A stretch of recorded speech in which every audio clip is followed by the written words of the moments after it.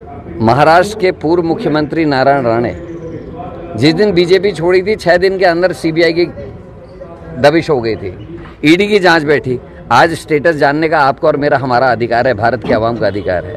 येदियुरप्पा जी और उनके बेटे ने जब कांग्रेस बीजेपी छोड़ी थी उन पे भी ईडी की जांच बैठी। आज वो स्टेटस क्या है वो आप भी जानना चाहते, मैं भी जानना चाहता हूँ, कहाँ गए वो केसेस।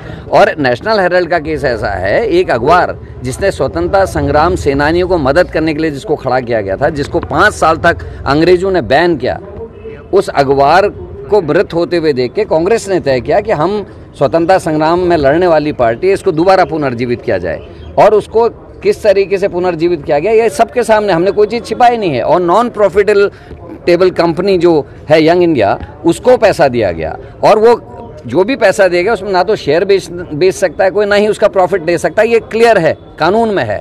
तो कैसे, जब कोई मनी लॉन्ड्रिंग हुई नहीं है तो कहाँ घिपाला हुआ। और इस केस में, नेशनल हेराल्ड केस में, ईडी पहले एक बार क्लियरेंस दे चुकी है, इसमें एनओसी दे चुकी है। उसके बाद एक विवादित नेता जो आज के दिन में बीजेपी का विधायक है, वो उस समय तात्कालिक अधिकारी था, विवादित अधिकारी था, उसने इस केस को पुनर्जीवित किया और अपनी सर्विस खत्म होने से पहले इस्तीफा देके बीजेपी के टिकट से यूपी से चुनाव लड़ा, आज विधायक है। यह हम लोग ये चीज़ जनता तक पहुंचाने की कोशिश कर रहे हैं कि जनता समझे कि लोकतंत्र में केवल विरोधियों को डराने के लिए, जो उनकी पार्टी को छोड़ के चला जाए उनको वापस लाने के लिए और लोकतंत्र की आवाज़ को दबाने के लिए ईडी और सीबीआई का इस्तेमाल हो रहा। और हम लोगों के आंदोलन जो हैं वो ईडी का काम रोकने के लिए नहीं है। हमारी नेता ने कहा है आंदोलन इसलिए करना है कि भारत की आवाम, भारत की जनता इस बात को समझे कि सत्ताधारी पार्टी विपक्ष की आवाज़ को दबाने के लिए, लोकतंत्र की हत्या करने के लिए ईडी और सीबीआई का इस्तेमाल कर रही है और हम लोगों को जागरूक करके सड़कों पर ला रहे हैं। जब केंद्र में कांग्रेस सरकार है तो बीजेपी यही आरोप लगा रही है। देखिए, मैंने उदाहरण दिए, हमारे टाइम पे 188 केस हुए हैं